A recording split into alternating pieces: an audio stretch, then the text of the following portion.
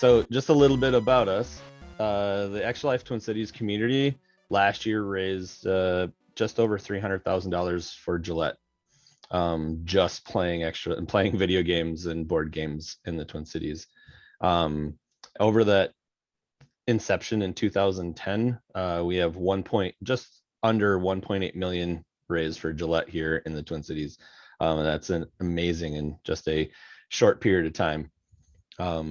A little bit about my team. My team is a bunch of fellow nerds that started at my company, building out from 12 people all the way up to 100 and some players over the past years, raising just over 320,000 in the last 9 years just alone on our team. So with everything going on, we're pretty much a hybrid environment where we play in person and leveraging all the remote aspects of Twitch and Zoom and stuff, so we can play video games together across the country, because I have people playing from everywhere. So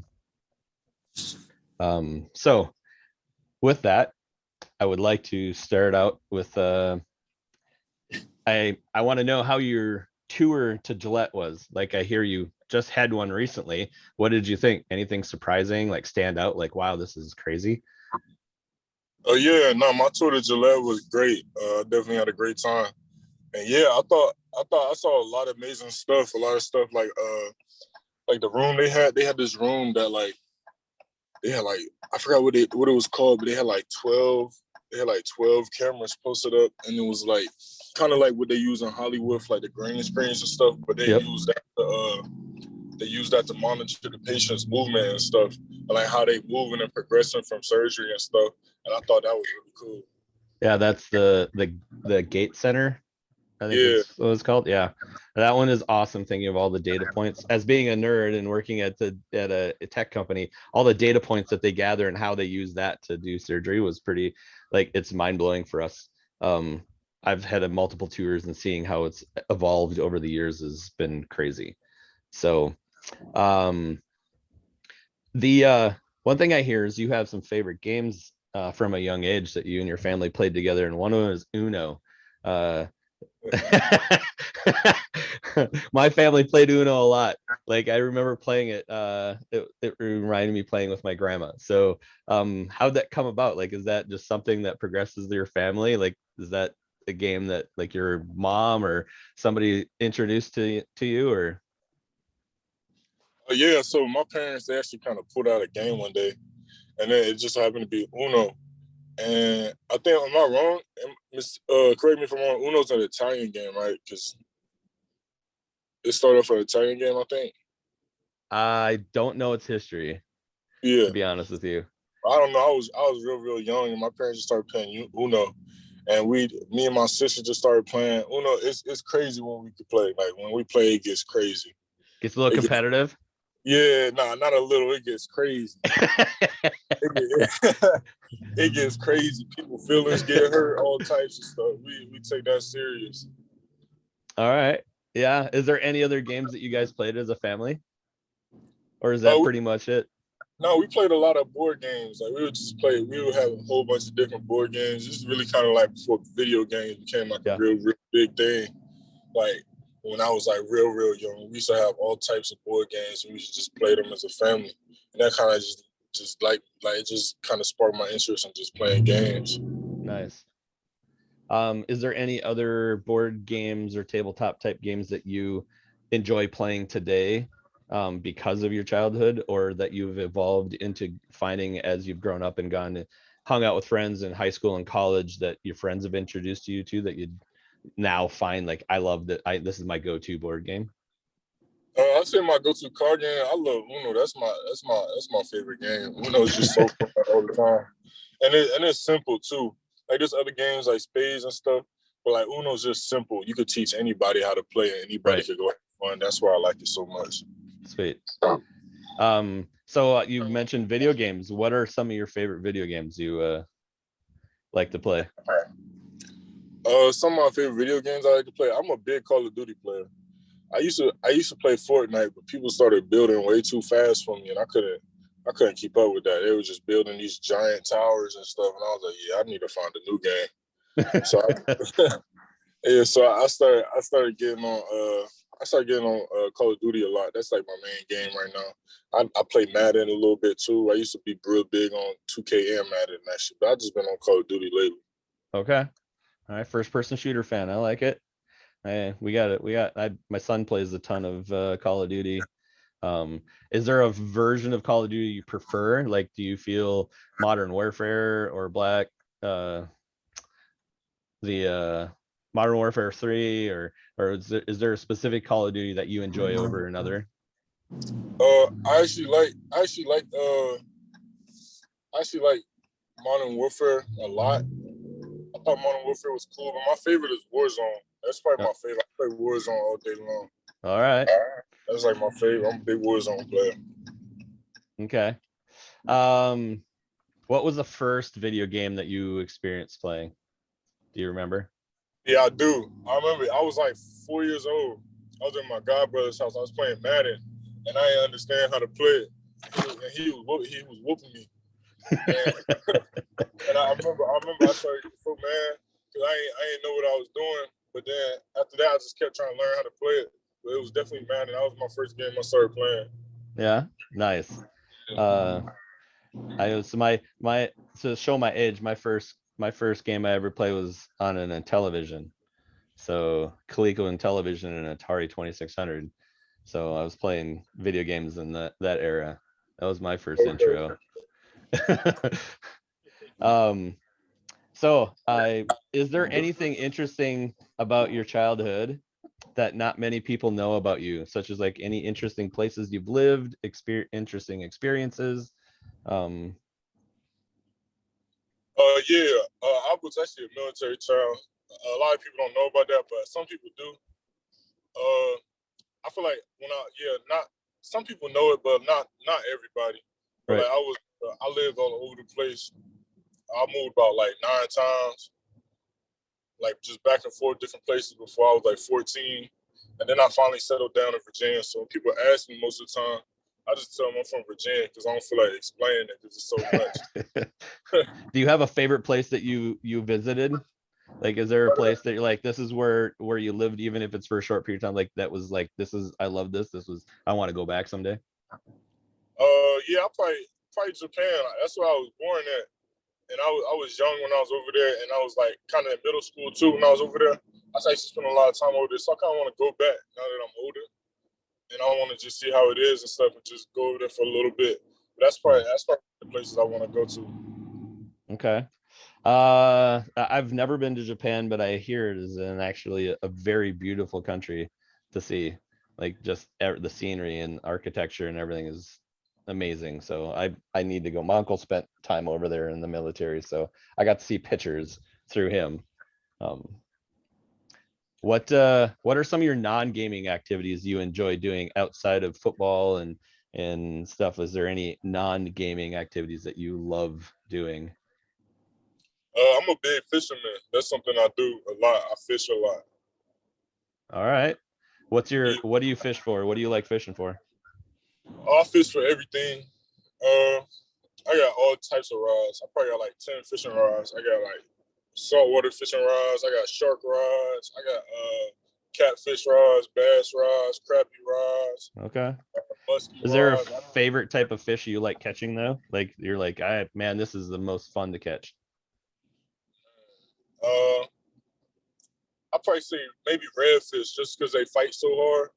Or if I'm like out late at night, like just maybe like catch some sharks or something. Those are real fun. Like stuff that's big, it gives me a fight because you feel me. I play football, so like catching like a little fish, it's cool, but it's not as fun like when you actually fighting to get something that's big on the other side. Well, you're talking to a fellow fisherman, so I also fish. Have you caught a muskie before? I haven't. I'm actually up here in Minnesota, so I think it's muskie season right now. Oh, it is beautiful muskie season right now. Yes. Hey, one of these days next Tuesday or on an off day or something like that. One of these Tuesdays, I'm gonna try to find a lake, try to find a little boat or something, and I'm gonna try to go out there and catch one. That's a goal I have. I want to catch a muskie. Yeah. Well, Harriet, Lake Minnetonka, Nokomis, all in the Twin Cities is known for big muskie. Yeah, I was fishing at Lake Harriet during the summertime. I was catching I probably caught like 15, 20 like pike and walleye. Yep. Yeah, there was a whole bunch of them in Lake Harriet. Yeah, so those are good muskie fishing lakes. There's one in Burnsville, Crystal Lake in Burnsville is also a great muskie lake. That's the one I fish at. I fish with about 3 or 4 buddies down there, and I haven't caught anything big. The biggest I've caught is 34 inches, but my buddies have caught 41 and a half, and 41 3/4 inch muskies right there off the dock, not even on a boat, just fishing right from the dock. So yeah, I love fishing. It's a kind of a peaceful reconnect to nature, get away from the stress of life, and just sit out on the lake and around everything. So you said Lake Crystal Lake in Burnsville. Yeah. Okay, I might go there today. Yeah, there's a nice dock right there. There's also a boat landing right next to the dock, so it's a great place to fish. So so you mentioned your family, and you come from a military family. How large is your family? Like, how many siblings do you have? I got 2 sisters. My Okay. family, yeah, we not like it's not that big. I just got 2 sisters. I'm the middle child. I got a younger sister and an older sister. So was that good or bad? Being the brother between 2 sisters. Yeah, you get to experience it all.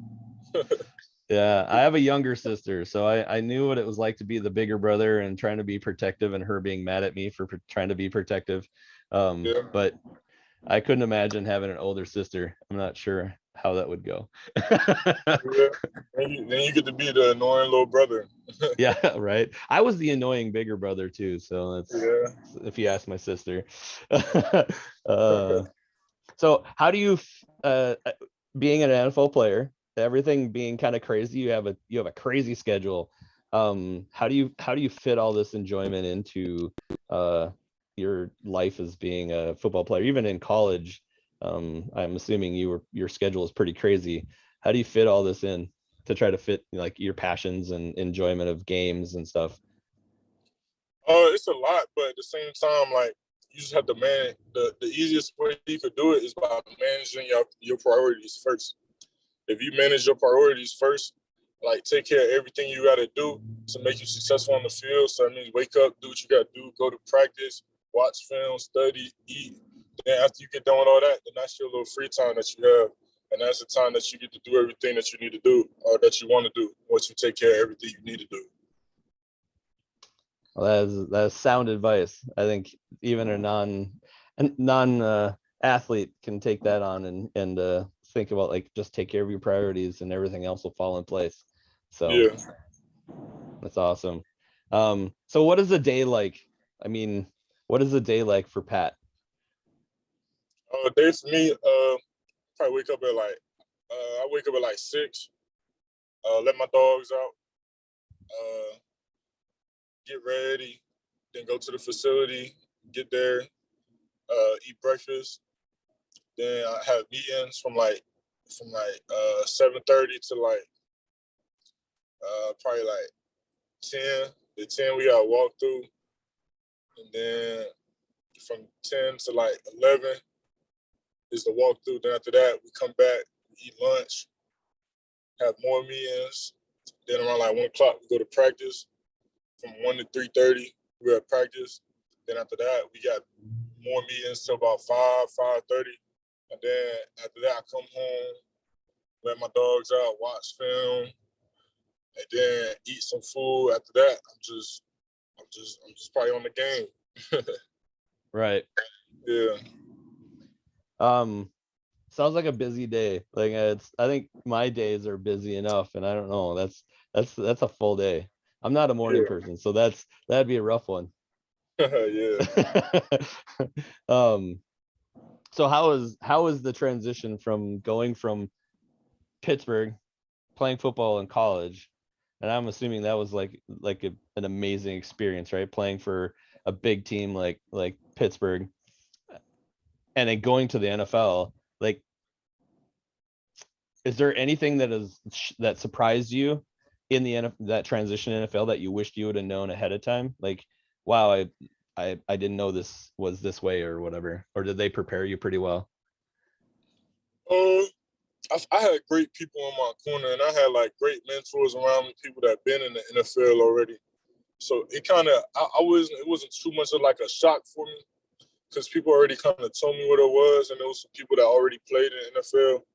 So it was kind of more so like just like adjusting to everything. Maybe learning a new playbook.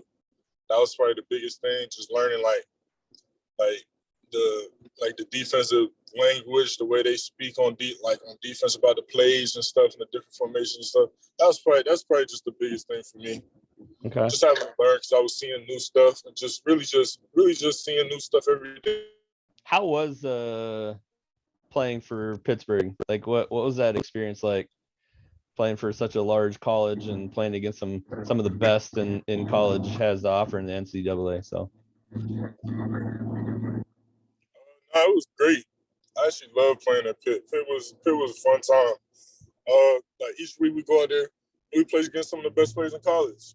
Well, not some, but the best players in college. Like each team has some people that's out there in the league. So you were saying that you played against some of the best players that NCAA had, college football has to offer, and so a lot of those players are playing in the NFL today. Is there a specific player that you looked forward to playing against every time you saw that on the calendar? You're like, I can't wait, like that player, like this is, or teams. I'll probably just say Clemson just because we had like a little rivalry thing going on, kind of. So that was that, and I knew they was gonna be a good team. So if they was at the top. So if you beat them, then it was just like you feel me? You beat like one of the top dogs. So Nice. So that was probably like my favorite games that I look forward to going against. And then we had like Penn State on our schedule. That was definitely one of my favorite games too, just because the atmosphere. Playing in Penn State, that's a crazy stadium to play in. Yeah, that was definitely a crazy stadium to play in Penn State. Yeah. So I know what it's like when I get called on that dream job saying you got the job. How did it feel for you to get your name called in the third round by the Vikings saying you were being drafted? It felt great. Just knowing that somebody was gonna give me a shot just to go and achieve my dreams. That was just really just the biggest thing. It just felt great for me. Like, I was just so happy and so relieved because what a lot of people don't understand is how long the process is to get drafted. That process it's long and it's stressful. So when you just finally hear your name called, it's just such a relief. Right, because you got pro day. I'm assuming you had a pro day. You probably had some workouts with various teams. You have the the pre-draft rookie symposium where they go over all the stuff. So like your guys are busy for months, right? Yeah, for the whole time, all the way up until about the pro day. Man, it's crazy, man. So now that we'll get to extra life ideas, like I hear you're going to play it. You want to get involved in extra life. You're going to do it this year, right? Here, November 23rd. Yeah. That's the day you're going to play and stuff. What is your personal goal? What do you want to accomplish this year? Do you have a dollar value in mind or a dollar goal in mind, or like hit so many donations or reach so many people? Like what is your personal goal this year to try to hit? I've always been the type of person I don't really like putting limits on stuff. So I just kind of want to just do like my goal is as much as we can. Right. like as much as we can. Like I don't really like put the numbers on stuff because once you hit the number, then you like, dang, what we gonna do next? So I just want to go. I just want to go as much as we can. Okay. Have you talked to some of your other fellow players to see if they'd get involved with you during that day? Not yet, but I'm pretty sure they would. And what do you think you're gonna play? I don't know. I'm kind of rusty on the Madden. I haven't played Madden in a little while.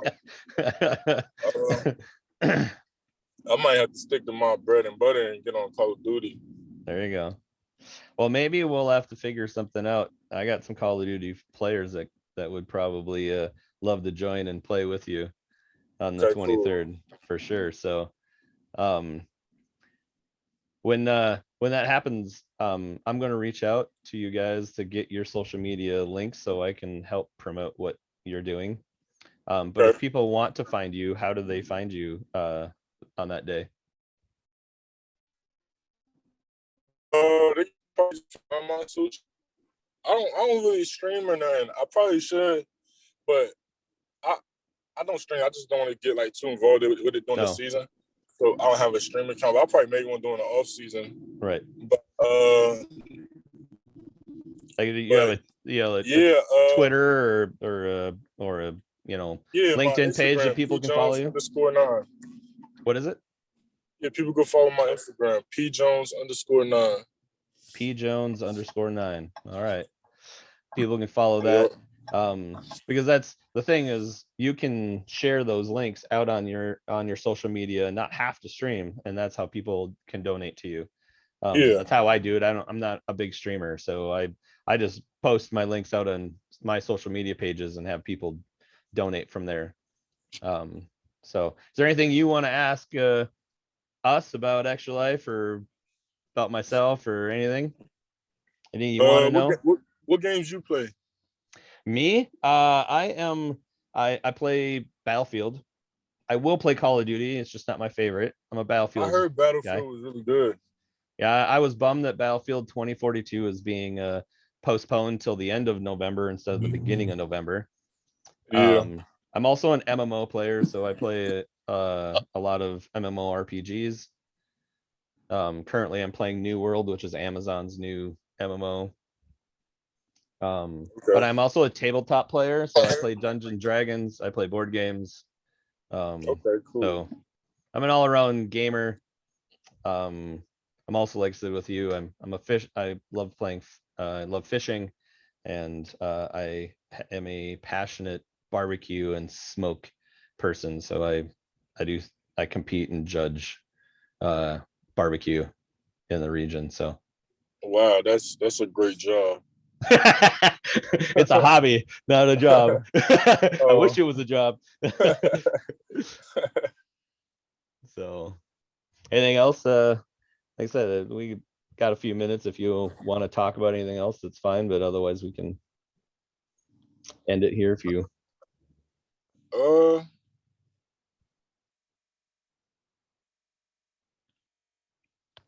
me think of something. Okay. So you're from here? Yeah, I'm from Minnesota. I've lived here my whole life. Okay, so I keep hearing different things about how cold it gets. Some people say it snows in October. Other people say it snows in like November. Then they say it gets like to -50 in January. That is definitely true. Can happen. Oh wow. You better get those long underwear and those goose down coats, man, because January, February can get really cold. Wow. It doesn't last that long. Like people make it sound worse than it really is. Like we may only have a week or two of that -40, 50 degrees. It's usually around freezing or just below freezing. So like, okay. It's usually average temp, I would say, is probably in the teens to negative teens is probably like average temp throughout the winter. So, okay. That's cold, but it's not like too bad. Unless Mother Nature decides to throw a curveball at us and decides it wants to get really, really cold. Or this year's supposed to be a lot of snow, so we'll see. Oh, that's what they said? Yeah, we're supposed to, like, on average, I think we get like 80 or 90 inches of snow throughout the winter. like it all doesn't stay, it melts and comes and Yeah. goes. But yeah, we usually have 80 some inches of snow average a year. So Okay, cool.